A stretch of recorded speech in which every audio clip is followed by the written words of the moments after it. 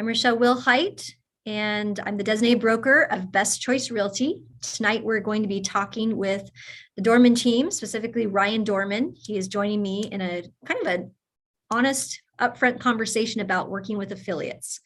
We're going to help you in growing your business. This is part of our series of learning how to kind of expand our reach and maybe try something new that you haven't tried before. So love to keep the call as open as possible. If you have any questions at all, just go ahead and shoot a chat and we'll get to your questions. But I really want to make this very informative and just talk with somebody who's done this before. I've known Ryan for about 9 years. Ryan is a lender. He was a loan originator, but now he is the proud owner of the Dorman team, and he runs a very, very efficient group out there in Puyallup. He works all over. They actually have an office in Arizona too, and I think he's licensed in a few other states. But what I like about Ryan is that he is all open about how do you build business and how do you really work with those relationships. And so that's why I have him on the call tonight, just to talk very openly and candidly about how he builds those relationships. One of the cool things of knowing Ryan is I don't know how long he's been doing loans, and he maybe can share that with us a little bit, but I met him at a Women's Council of Realtors meeting. Even though he was male, he still went to the Women's Council of Realtors because he was building relationships with all of the real estate brokers that were part of that organization. And what I liked about Ryan is that he was all about following up. And I think if anybody's worked with him, you'll know you'll get a birthday message or you'll get some sort of thing in the mail. He's very, very good at connecting and make those relationships stay for a long time. So I'm excited to have him join us tonight. I think you guys will pick up a few different ideas and tricks, and then hopefully you can get back to me or Ryan and let us know how it's going out there, because it is pretty exciting. I spoke with Candace earlier, and she says the market is hot. If you're not busy, you might be doing something wrong, and you probably want to book an appointment with her or with me in the coming weeks, because it is crazy busy out there. So with that, I'll turn it over to Ryan, just a brief introduction, Ryan, and then just go ahead and go right into the content. Thanks, Rochelle, for having me today, and excited to be with you all tonight. So I know you're all busy, so we'll jump right into it. A little, like she covered most of the history about me and the team, but been in lending for about 14 years, a little over that. Previously was doing real estate taxes for one of the big four accounting firms in New York before I got recruited this way. So love being on the front lines. I just think there's so much value add we can bring to our relationships out in the community. And really that's kind of what we've built the team based off of, is more of trying to take a transactional business and turn it more into a relational business. And it's a little different what we do. You know, a lot of times we'll see our clients for one transaction, maybe every 3 to 7 years, and in the environment we just went through with rates, maybe a little bit longer than that. So how do you maintain those relationships? And there's kind of several buckets we go into. You have your clients, you have your past clients, you have your current clients, your past clients, your VIPs, your spheres, and your business relationships. And Rochelle's asked me to kind of share a little bit about those business relationships and some different things that we do. Is it the right way to do it? I don't know. I think there's a lot of different ways you can run your business. But you can kind of, hopefully I can share a few things that might help you today. So, where do you get business? How do you start getting into this type of business? What do you talk to them about when you do connect with these people, and how do you maintain that relationship? So I'll just share a few things that we do, and feel free to raise your hand, make comments in the chat. Rochelle, of course, feel free to jump in anytime you like. So when I talk about business relationships, I'm talking about, small business owners, CPAs, financial advisors, estate planners, retirement specialists, folks like that. There's a couple different ways that you can go about doing this. This isn't to name all of them, but one way to get started in that vein of business, and I'll share you a few examples of kind of how this has helped me build what we do and what some of our team members do as well. So one, you could do cold calling if you want. Jump on the phone, start calling through people. You could do pop-bys, calls, etc., email lists. You can go to networking groups like BNI or the Women's Council of Realtors, which is a great place. I loved going there. I had a great time. Just had some other things that came up that occupied my time during that meeting. So great, a lot of great places you can go. One that I like to go after is kind of some of the lower hanging fruit, which I think could be actually really fun too. So you'll kind of hear a little bit about how we make some fun out of it too. But I understand that at least my feeling is that people buy from or use those in which who they know, like, and trust. Right? Think about that. Where you've purchased things from people, a lot of times it is from people you know, like, and trust. So it's a big purchase, or it looks like buying a home is one of the biggest financial decisions you'll make in your life, aside from having kids and getting married and going to school. It's kind of a big deal, and working really close with somebody in that decision-making process, a lot of times they want someone whom they know, like, and trust. And I think people refer to those in whom they know, like, and trust, right? Current clients would be one of those groups, people that you're actually working with right now. One thing you could do there is maybe reach out to them and say, hey, I want to be better at what I'm doing to take care of you. You could do this with your friends. You could do this with your past clients, people you've closed loans for, and do what's called an all about you form, right? Super easy form. You may have this. I know, Rochelle, you've been in meetings where we've talked about it, but that's really just kind of getting to better understand your client. So, my client says Brian, and I'm asking him, hey, what do you like for sports? What do you like to eat dinner? Anniversary dates, do you have kids? I mean, asking those types of things just to better know these people. And you may have some type of input form that you do to gather that info. Part of that input form could be, can you rate your professionals? Do you have a CPA? And would you rate them from a 1 to 10, 10 being the best, right? Financial advisor, real estate agent, I ask them that, and if they rank them an 8, 9, or a 10, I ask them, hey, Rochelle, I see you ranked your CPA a 9. Tell me about that. I love knowing great professionals in this industry. How do you know them? Tell me about it. And they want to share who that is. If they rank them high. I could just share with you, right? Yeah. It's like, yes, my CPA had a bad CPA, and all of a sudden I found somebody that my son, hangs out with, and it's in our neighborhood. And I found out he's a CPA. So he's out of Auburn. So I have those connections, but knowing that is a connection, then you can really add value from your type of connections as well. It's like taking a small database and growing it exponentially just by who you know and who you can connect with. That's spot on right there. You look at, so I'll share you a quick example. So we're newer into the Arizona market. I think around here we've got a pretty deep network, which is nice. But down in Arizona, it's a little tough. So some of you that may not have these networking, strategies in place, we're implementing those right now as we speak in a different market.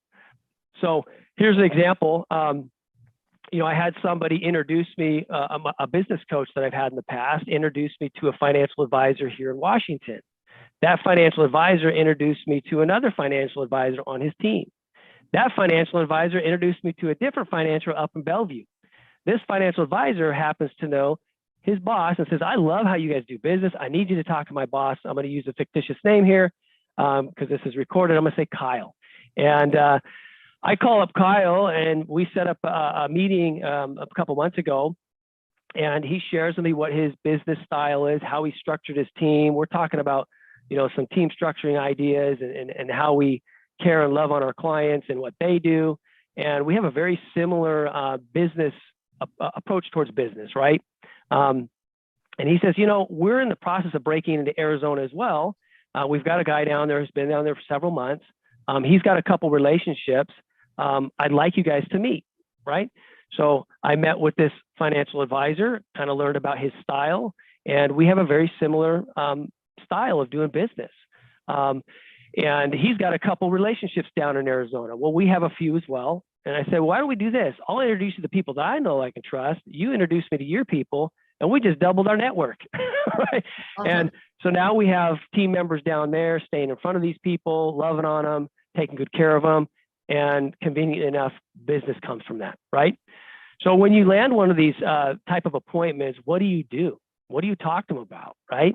I think the number one goal, for me at least, the number one goal I have in meeting with, whether it's a real estate agent, a financial advisor, a CPA, a banker, another loan officer, is one, the number one goal I have from that meeting is to walk away and have them feel, wow, I really like Ryan, or I really like his team. I want to get to know him more. Okay. It's not trying to get a referral out of them, not trying to, set anything other than they just like who you are at the end of the call or the end of the meeting. And that pivots, if that is my end goal, it pivots my train of thought in that meeting. It is, what can I do to bring value to them, right? Those that have read The Go-Giver, they have the law of value. So if anybody knows what that is, anybody know what that is, the law of value? I muted everybody. So I'll read it for you real quick. Your true worth is determined by how much more you give in value than you take in payment. Okay? Your true value, your true worth is determined by how much more you give in value than you take in payment. Think about that for a minute. What value add are you bringing to that relationship, right? And that's really, really important. It's not, hey, can I get another closing? What can I do I know there's some coaching systems that say for every real estate agent you talk to, or every loan officer you talk to, or every whatever, name it, you should be getting X amount of transactions from. I understand that strategy. It is a numbers game and things like that in sales, but it doesn't have to be that way. And you can have a much deeper relationship with those in whom you come in contact with. As far as, for this particular financial advisor down in Arizona, I'm just reading some of my notes here. As financial advisor down in Arizona, I'm thinking not what can I get out of this person, but what can I bring what's my value add? And my value add is, who do I know? And how can I help him build his relationships down there, right? So one value add is commercial lenders. Why would a commercial lender be important to a financial advisor? Because they have clients that are looking for that. They need that type of resource, and they probably don't have that as well. So you have those connections. Small business owners, right? There's a lot of value that financial advisors can bring to small business owners, telling them how to structure their business, setting up different, I won't say any type of financial products, but there are products that they can put them in that helps them, grow their wealth substantially, right? Past clients, right? And high net worth clients that we've worked with down there. That's who we can bring to the table to them. Loan officers, banks, why would a loan officer be important to them? Well, financial advisor, right? That's who my audience is in this case. Financial advisor wants to connect with loan officers at banks where they don't offer wealth planning services. There's banks right around here that don't offer wealth planning services. That's a great value add to your financial advisor, right? CFPs, other CFPs that they know down there. They can expand their network there. There's some of them that won't take, if you don't have investable assets under or over 500,000. I got one guy in Seattle, he won't take anybody and set an appointment with him unless they have 10 million in investable assets. I don't know a lot of people in that boat. But, think about that. Your clients that you're helping, how many of them have over 500,000? Well, some of them don't. And there are certain financial advisors that won't sit down with them. But there are financial advisors who do a great job that will, right? So estate planners, that's another avenue that I can help this particular advisor down in Arizona connect, right? What's in it for me? Well, think about for a moment. What is it in for me, right? I bring connections to all my other relationships, right? So as this financial advisor introduces me to people he knows, I've just expanded my network of people that I know down there, right? And I kind of go through them and say, okay, well, he introduced me to these 5 different people. Here's the services they offer. But I really like this person. I really like their style. I think they bring a lot to the table for my clients, and they would mirror the style that we do as we try to love on our clients, right? So now I just picked up relationships there. My relationships find value in networking with one another, okay? And over time, I do get referrals for, products like Cash Up, where we're buying a home for cash for clients and do a loan for them later. reverse mortgages. I get those type of introductions, construction loans, rehab loans, USDA, VA conventional, the typical chocolate, strawberry, and vanilla. Get that stuff too, but really it's kind of the niche stuff that they send our way because a lot of lenders don't do those products or don't educate them on those products, right? You think of again, going back to the Go-Giver. So there's a couple books at the end that I'll suggest. One of them is the Go-Giver. I highly encourage you to go check it out. I'm not tied to them in any way, shape, or form, but I just think it's a great book. There's the law of compensation, okay? Your income is determined by how many people you serve and how well you serve them. Mm-hmm. Okay, think about that, right? Well, how do you maintain these relationships? I know we're getting tight on time here, so I'll try to move quick and then we can get to Q&A. But, what do we do to maintain these relationships? One thing you might want to ask as you're trying to figure out how to take care of these relationships is, what do you want them to think of you, when you're not in their presence, right? I want them to feel that I genuinely care and want to help their business grow. I want to help them succeed. Okay, so I create a journey for that. And a few of you may have been on that call where we taught about, we do these every other Thursday where we teach classes. And one of them was talking about our journey for our clients, defining who your client is and what you want that client to experience, right? So here's a drop for the other book that I'd suggest is Raving Fans. Super easy read, fun stuff. Talks about how to develop a journey for your relationships, how to maintain that, okay? So there's kind of 4 things that we do for those relationships, whether it's a client, VIP, sphere, or business relationship. Call, mail, see, gift, okay? Call, mail, see, gift. Now be careful because you got to make sure whatever you're bringing to the table, you're within compliance of what's allowed, okay? So some things you can do, and I've learned this from other successful people, like real estate agents example. I'll share some agents that do this. They call people. What do they call them about? Annual reviews, CMAs. What would you call a business relationship partner for? Well, hopefully you're calling them to give them a connection, right? Hopefully you're calling them to set up a time to see them, maybe like a coffee appointment or a pop by, right? What do you mail to them? There's some different things you can mail to them. I like what's called a letter of the heart or evidence of success, okay? Letter of the heart is saying, hey, this is what I've done, something about your family or something you have going on in your life, depending on how personal you want to get with it. But just sending them a letter telling them what you got going on in your life. You could showcase something that you've done for a client. I prefer to keep it more personal. Here's kind of what me and my wife and 6 kids are up to, evidence of success. That kind of just showcases something that you've done. Hey, I helped a VA buyer, here's what I helped them do. Or I helped somebody do a cash up purchase, we bought the home cash and did a loan for them afterwards.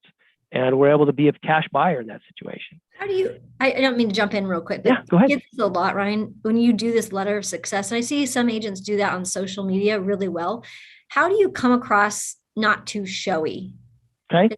Yeah. I mean, I think that's the fear that many real estate brokers have when they are doing this mail piece or this social media post.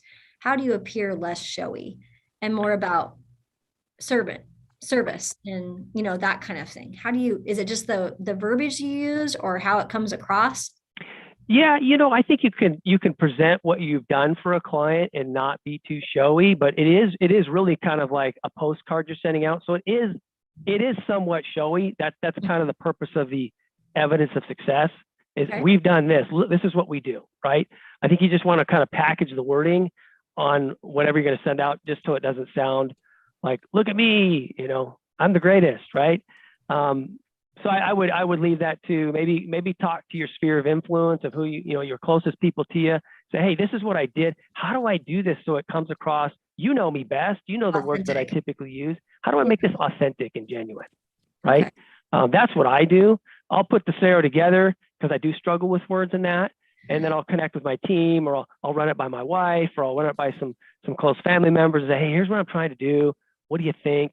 And they usually give me some pretty candid feedback. And here's how I probably want to word it, Ryan. It sounds like you. Does that help? Yep, that's perfect. So I'm trying to call in on my cell phone, by the way, because my phone is beeping at me. I apologize. But hopefully it doesn't kick me out. Okay. So call, mail, see. What do you see them for? Well, you can see them for all kinds of stuff. I like the pop buys. Those are pretty fun. Where you just stop in their office, drop them off some donuts, or, drop a card off, say hi, chat with them a little bit. These people you're getting to know. You're building a true relationship. It is not, I want to talk to them so I can get a deal. It is the long game. So keep that in mind. This is not the short. Oh, we're losing no sound. So I'll kind of pick up where Ryan left off so we can keep it rolling. But he's talking about call, mail, see, and then gift. Oh, there we go. You back, Ryan? There we go. That's yes. Odd. My phone is kicking out. So Okay. I'll try to talk quick in case I get cut off again. Been a busy day. Let's see, gifts. Think about that, what you could do to gift to them. Just be very careful with that, of course. We're very careful on that. I mean, pop-by items or branded items we have to stick with. So that's really important for our compliance. But think about celebration points. What would you celebrate with some of these relationships? Some of them you're going to get to know their spouses. You're going to get to know, personal things about them. And I was in with a banker the other day, and she knew about some things that have happened in my life recently, and just came in. I hadn't seen her for 3 months. My brother passed away. For those that might know, he's my business partner here. And anyway, so I was kind of MIA for as far as doing pop buys and things for about 3 months there. And I went out last Friday. It felt great to get out there. And, one of my banker gals came up and gave me a big old hug. And, just the whole branch actually knew a couple of Yeah, we lost the sound again. Dang it. It's okay. I got 10 seconds left. Okay. But apologize. But yeah, anyway, go in and think about those. Call, mail, see, gift. Those are kind of the 4 things you want to think about. So, and that goes for anything. I mean, when you're talking about your closed clients, it works for that, but it also works, I think, for the affiliated business people that you've interacted with, Ryan. And I've interacted with. There we go. I got your cell phone coming back in. Can you talk now? Let's try this. There we go. Gotcha. Okay, we here? Yes, I can hear you. I'm sorry about that. No problem. Yeah, so as far as, any questions on that where I just covered there? Yeah, the question came to me. It was like, what value? So putting your real estate agent hat, I know you're not a real estate agent, Ryan, but you can probably make sense of this. How do you provide value for a small business owner? Just somebody maybe that's doing, really small business. What is that? What could you see a real estate agent doing? Well, that's a good question. That's probably the question I would ask directly to that business owner. So if we have an example of the small business owner, I'm thinking, somebody that makes candles. I'm just thinking outside. Okay, like right? Mm-hmm. I would say, example, Rochelle, if this was you, I'd say, what value add can I bring to the table for you? How can I help you grow your business? I need connections, Ryan. I'm really bad at social media. Okay. So, so I'm saying you're asking this Sensi person how you can, and you're saying in return, you need connections. Okay. You're bad at, okay, well, what makes you bad at social media? So now you're kind of going into an area and you're helping them in that area. Hopefully you know how to work social media. And if you don't, I contact Rochelle. She probably got some great ideas. I know you do some fantastic marketing out there. Leverage your teammates right in your office. Hey, what are you doing?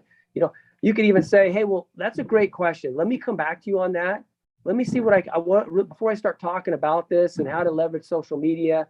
Let me come back to you about some ideas. Is that okay with you? That sounds great. Yeah, I've never had anybody say, oh, well, I need to know right now, right? I mean, we have a relationship, right? So they're usually pretty okay with that. And they let you go to the drawing board per se and come back with some valid ideas, right? So now you need to follow up with that. Make sure you do. Pop them a card. Hey, thank you so much. Let's see, I can see Candace Frazier, just because I can see your photo. Someone call you. Candace could send out a message to her friend. Hey, thank you so much for meeting today. It was great to see you. I'm working on that for you. I look forward to connect with you in a couple weeks, right? So then Candace would call Rochelle and say, hey, in a couple weeks, you have an opportunity to see him again, right? So you have something to call him about and say, Rochelle, actually, I did some homework for you. I think I have some good ideas for you where we can help you out. Here's what I've been doing. Here's what some of my other teammates are doing. I've talked to my other small business owners that I know what they're doing. Here's something you could consider, right? We're not selling anything. We're just connecting and following up. Exactly. And we come top of mind when somebody is needing something that's real estate related, or in your case, mortgage related, right? Yep. They're the first person. One thing I encourage, I do sit down obviously with agents in personal setting and talk about their business strategies and things. And I also do with team members. And as they're trying to really grow this relational business out, I try to really remind them, forget about the transaction, forget about the paycheck. Think about the relationship. You saw here on my desk, one of my number one things I have is relationship. And just heavily focused on that. What can you do more? Raving Fans teaches all about this. How do you elevate that experience that the client or relationship has with you, right? So that's, again, it's the long game. You may get transactions right away, you may not. But this business can be really, really fun. You can go the transactional route. That's okay. There's nothing wrong with it. It just depends on how you want to build your business. For us, it's not, it really is the long game. So, so kind of give us what that looks like. So, I mean, I met you 9 years ago. It was just you and your brother, right? And where are you now? That's a great question. So as far as, I guess, what part, I'll talk about us, you and me, right? Yeah. So, I mean, we met a couple months ago, talked about a few things, kind of what's going on with your business. We met again a little bit, was a month ago or something like that. Right. Did I ask you anything about, do you have any referrals for me? Nope, never did. One of my biggest questions was in that meeting, correct me if I'm wrong, was what can we do to help you out? What challenges are you having? And that's what came up today. And, if transactions come of it, great. If not, great. That's okay. That doesn't matter. That's aside from what we're doing here. It's very, I talked with loan officers. I met with a loan officer on Monday, had coffee for him or coffee with him, I should say. And I said, what challenges are you having right now? Looking at the market. He works for one of the banks. And he goes, man, I'm used to getting business from the tellers all the time, and I don't have that. And I said, well, what are you doing to develop relationships out there? He goes, well, I've been stuck behind the desk during the refi boom, and I got in right before COVID hit, and I don't have any relationships out there. I said, okay, well, what are you going to do about that? What's your plan? He's like, I don't know. So we kind of start talking about a few things to do. And one could say, well, why are you meeting with a loan officer, right? And his boss, whom I'm friends with, who's over like several different branches and loan officers, he had suggested this loan officer meet with me. We've known each other for this new loan officer. I've known him for about a year now, and we've been having questions. I'm like, hey, the market's going to come to a halt. You're not going to get all this business from your tellers that you've been getting. That refinance stuff is going to stop at one point. You've got to get out there and go develop some relationships. And so anyway, his boss has been encouraging us to meet, which sometimes a loan officer say, well, why are you having me meet with another loan officer? Wouldn't you consider that competition? And one could. I don't see it that way. There's very different things that the bank does and what we do. And there's a lot of products that that bank doesn't offer that we do. One thing I said to him, I said, look, why don't you, have you gone to your branches and talked to your tellers? Have you talked to your personal bankers or your branch managers or the financial advisor that's in your branches? And he's over, I think, 4 or 5 different branches, this loan officer. And he says, I haven't been in probably 2 years now. I said, yeah, I said, why are we meeting at Starbucks? We shouldn't be spending time here. We need to go meet at your branches and get to know your relationships there, right? There's business to have right there, a low-hanging fruit for you, right? And so we kind of talked about a few things there. I mean, you guys could look at all kinds of options. Small business owners, look at, different relationships you have out there, maybe some of the networking groups if you're in. I know there's some fantastic networking groups that are very active.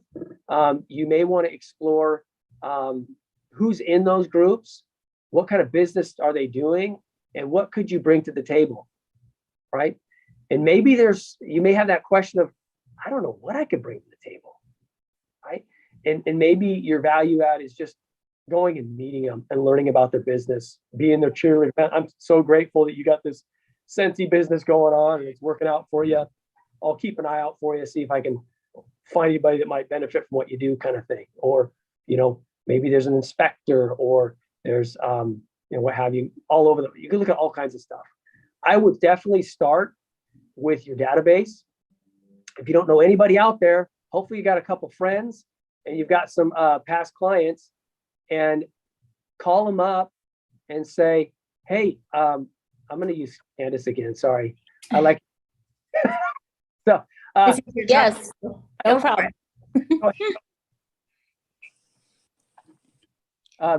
Candace could easily call her clients and just say, hey, I'm just trying to be a better friend here. I'm in real estate. I'm not trying to market you a bunch, but I just want to be a better friend. I've got your birthday as this. I want to do better at giving you calls on your birthday, right? You may have not have done a transaction for them in your life. That's okay. Sphere, that part right there, you can start with your sphere. And your sphere, in my opinion, and this is just mine, my sphere is balance, is to keep balance in my life. Because this business could take everything from you, including your family and friends, just to keep balance. I don't market them.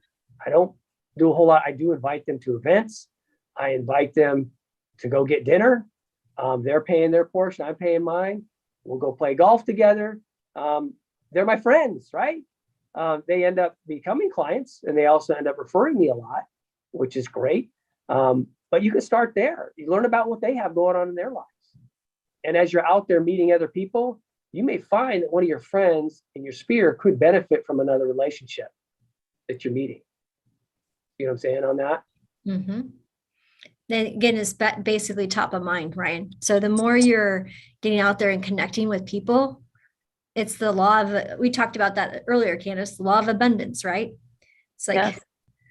We were just talking about in the office, some people have operated in the form of scarcity.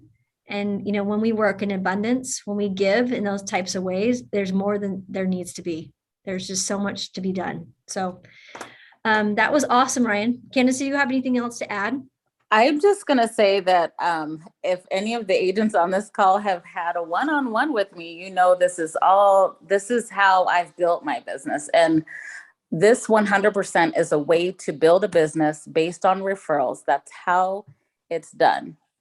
Everything that Ryan has just shared with us is how you create a business built on referrals. And a lot of this, it doesn't cost a lot of money. People can pay thousands of dollars a month for Zillow leads and so forth. Building relationships in this way will give you a sustainable business that, leads are still coming in left and right. And this is the legwork that was done for me earlier on, and I still do it now, but I enjoyed listening to this because I feel like I'm being, validated in everything that I say, kind of, and share with some of the agents. So this was really good, and definitely my language here. How much would you say you spent, Ryan, to build this type? If you were to budget, it's a call, it's mail, it's a little gift. What did you and Mike kind of allocate to connect with affiliated? Well, over the years, it's changed. I think when I originally got in the business, it was me, Mike, and an assistant, and we just had probably a database of 100 past clients, maybe 200. So okay. It was for a lender that's small, and so we've just kind of budgeted as we go. Now you do have guidelines that limit the amount of money you could spend and what you could spend on. So we now have branded stuff. That way, it's within compliance guidelines. But you can start with a pretty small budget. If you just do, pop by items, right? You could go to Walmart and see what there's some type of, what do you call it? A holiday every single month of the year, right? And go to Walmart, whatever that thing is, and put it in your car, get 10 of them, it could be, bubbles or something. I don't know, 4th of July is coming. You can go get those glasses that whatever and write hard for it and give it to your 10 closest people, put your card in it. I know there's all kinds of systems you can buy into, which are nice, but if you're not quite there yet, then just start small, have a little something in your car. Every time you meet with a client, if you're not doing a whole bunch of business, you may meet with 1 or 2 clients the whole month. But have like maybe 10 of those items. Maybe it's going to be, I don't know. One guy I know, he had a bunch of red balls in the back of his trunk. Tony would say, "Hey, it was a ball meeting with you today," and he signs it or something. I don't know. That's cool.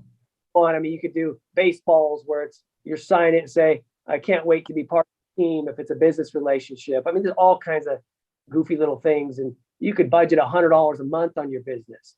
I would encourage you though. So one thing that we've done is, anytime we close a transaction, we take a fairly large percentage of that and we pay our future business. So we put that budget aside. And I would encourage you to do that. It's just being wise stewards of the things you've been blessed with. Make sure you're paying your future self first, right? And there's a lot of finance books that talk about that. Maybe I talk about this a lot because I come from that background, but I would really encourage you, if you're making a good paycheck on something or you close a transaction, peel a piece away for your business. You decide the percentage, but it should be some portion that you reinvest. How you reinvest, I would start with building out your client journeys, right? And your client, defining who your client is. So current client you're actively working with, past client, closed deals, right? Sphere, right? And then your business relationships. And say, what can I do? What's one thing I could do for each of those little buckets, right? And you could do the same thing for all of them. So I wouldn't plan on spending thousands and thousands of dollars, hundreds of thousands a year on stuff. You don't need to. You really don't. Just keep it simple. Your systems. Our system used to be just Outlook, right? We just did Outlook, and every day at 6 o'clock in the morning, we didn't call people at 6 o'clock in the morning. We dropped all our people in there because we couldn't afford a CRM system at the time. And we're like, okay, these are our past clients. Does anybody have a birthday? And we map that out and give them a call. So phone calls are free, right? There are. And it just takes time, but time is money and you have to devote the time. So I appreciate all you've said, Candace. It was awesome to hear it from Ryan's mouth, right? Yes. From somebody who's done a great job of building a very solid business. What a journey, right, Ryan, to kind of be at that point. So thank you very much for that. Was there any other questions that you guys had? Got a lot of thank you for the tips, and I got text messages that came in as well, Ryan. So thank you for making the time, for giving us a little bit of training of what you do to help the affiliates.